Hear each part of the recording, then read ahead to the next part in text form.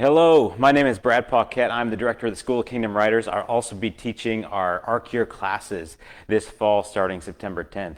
So over the next few weeks, I'm just going to address some really common questions that I get. Like any industry, you hear a lot of the same questions all the time. So today I want to start with this question that I've heard so many times, which is my memoir worth writing, and or should I write my memoir, something like that. And so a memoir is a collection of your life stories, right? And I get this question a lot. A lot of times I get the question after the book is written. So somebody comes and they've already written the book and they say, "Is this worthwhile?" And that's fine. But this is an important question. We all have stories that are important to us, things that have shaped us and helped us to learn about life and about God and about ourselves and things like that. So I think this is a natural way to start thinking. But before we dive in, I do want to establish that there are two different kinds of writing. So we have this writing in the first place that is writing for writing's sake. Writing is a gift of God. I think the one thing that separates the modern era from the rest of history is our ability to record and communicate information and experiences and feelings through the written word. And so that's shaped our culture, that's shaped who we are as people, it shapes our experience every day. I mean, just look at, you're probably watching this on Facebook or some social media right now, which is inherently based on the idea of sharing written words. So writing is absolutely important. Everyone should write. Writing your life story, you should absolutely do that. Judith McNutt, who is Francis McNutt's wife, and Francis McNutt recently died, but he was a big part of the charismatic movement through the 70s, and so he saw all kinds of really cool healings and things like that. But his wife Judith is by trade a clinical psychologist, and she says that 70% of healing comes through telling your story.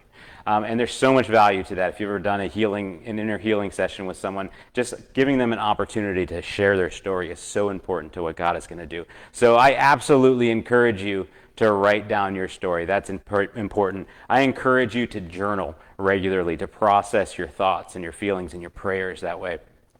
I encourage you to write creatively, short stories and things like that. But typically when people ask me this question, they're saying, I have this book that I want to commercially produce and I'm hoping that it sells and I make money with it. And so that's a different question. So I'm operating, from that paradigm today, that this is not just an exercise in the arts, not just an exercise in creativity or in self-processing, but you're talking about, I want to produce a book for sale. That's a different story. Whole different other set of parameters come into play there. While everybody should write, not everybody should write for publication. It's a whole different ballgame. It's difficult, it's challenging. And so, but that's where we're talking about today. So oftentimes when I get this question, it's coupled with something like, I've heard that there's a lot of money in memoirs, or that memoirs are hot sellers and things like that. And that is both true and false. It's true that memoirs do command a large share of the publishing market. A lot of the books that'll be sold this year are life stories, are memoirs of some kind. However, that statistic is deeply skewed by celebrity memoirs. Right? Most of those memoirs that are being sold are people that were already famous. So that statistic doesn't typically apply to a brand new author who just feels that their life story is interesting. For instance, if Barack Obama were to release a memoir tomorrow, he would automatically sell 1 million copies, right? I mean, just right off the bat. And if Tina Fey were to release another memoir tomorrow, she would sell 1 million copies. And I mean, the list goes on of people that are already famous and their sales are going to deeply skew those statistics that give the impression that memoirs are very profitable. So generally speaking, memoirs are not very profitable for first-time authors, but most books aren't. So that's not necessarily a disqualifying factor. When I evaluate somebody's memoir, as far as, if I think this should proceed to publication or something along those lines, there are three things that I'm looking at. The first one is the celebrity of the person.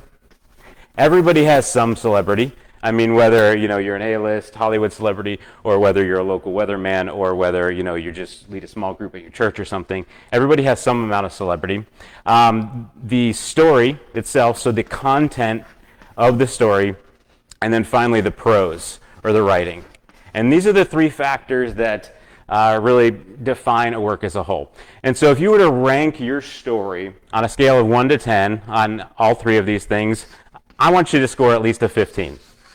And so over the years, I've seen lots of memoirs that are really high on one of these things and not so high on the others, but they can still work.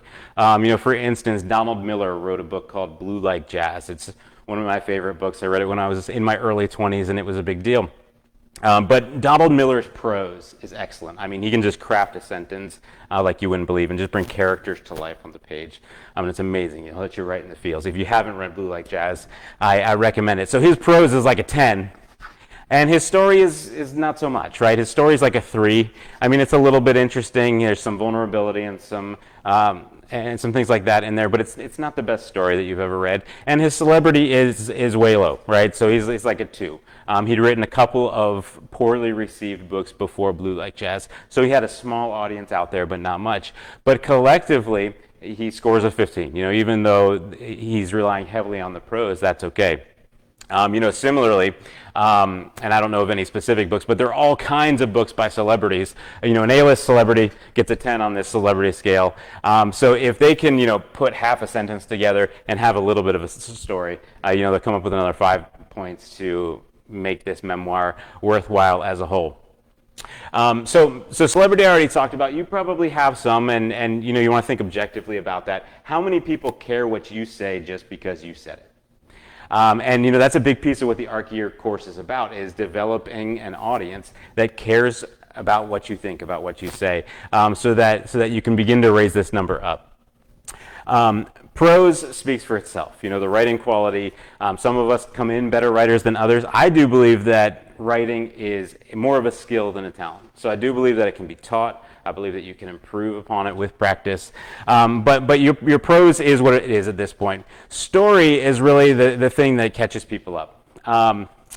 Most people are inclined to over-evaluate their stories. The most common memoir that I've seen as an editor is a story about trauma and abuse. And unfortunately, sincerely unfortunately, that's not that uncommon of a story. And so memoirs that come in and they say, well, this is the story of my abusive childhood and how I overcame that. And unfortunately, the response is usually, I'm so happy that you overcame that. I'm so happy that you learned about yourself and God through that process. But unfortunately, this isn't a remarkable story. I know that it's remarkable to you. I know that it was challenging. I know that you wouldn't repeat it for the world. But in the scheme of stories, this wasn't remarkable. So, great stories are, you were stranded in the mountains by yourself for 4 weeks. Great stories are that, somebody murdered your family and you tracked them down yourself. Great stories are that you started out living in the slums and you became president of the United States. These are 10-level stories. So unfortunately, that's where people are most inclined to over-evaluate their strengths on this kind of scale. Everybody believes that their story is really unique and really powerful, but at the end of the day, when we're talking about a whole publishing marketplace, right? Because you're not just, sure, your story might be unique and powerful amongst your peers. Your 50 closest friends, you had it the worst, you overcame the most. And kudos to you, very sincerely kudos to you. But once we compare that 1 in 50 story on the scale of a global marketplace where there are millions of books being written each year, and hundreds of thousands of books being produced, typically the value of those stories goes down and down and down. And so unless it's also coupled with some type of celebrity or some really exceptional writing talent, it doesn't have a lot of legs to stand on. So the good news is your story we can't change. Your story is what it is. Memoirs should essentially be true. However, we can increase your celebrity and we can increase the value of your prose. We can increase your quality as a writer. So if you have a memoir that you want to tell, I encourage you to sign up for Arche Year classes. I think it's going to be a real asset to you. The other good news is that all first novels are essentially autobiographies. And somebody more famous than I said that. I don't recall their name offhand, but everybody who writes a first novel brings so much of themselves into that story, into that narrative. And so even if you're looking at your story and you're saying, is this really valuable enough to publish as a memoir? And the answer is objectively probably no. That doesn't mean that that can't inform fiction that you write, that it can't inform other kinds of stories that you write, and it's going to bring so much power, so much credibility to those stories. So all is not lost just because as you evaluate, is this a 1 in a million story, and you come up with the answer, no, that doesn't mean that you can't use those experiences in a more productive fashion. So once again, we're talking about, should I publish my memoir, on a commercial basis? Should I do this for sale? Should I try to make money with my memoir? And this is how I look at it. So I encourage you to be really objective, or maybe ask your friends, rate my celebrity on a scale of 1 to 10, or rate my writing quality on a scale of 1 to 10. Get around people that will give it to you straight, that won't just tell you the things that you want to hear. But this is where I would start. And if this doesn't work, once again, that doesn't mean you shouldn't write your story. That doesn't mean that you shouldn't journal. That doesn't mean that you shouldn't write your story for your own sake, for your family's posterity, to teach people close to you, the things that you've learned and the things that you've experienced. If you write out that story and it brings one person to Jesus, it's worthwhile. So even though you may write it and it might just sit in the desk drawer waiting for that one person one day, that's okay.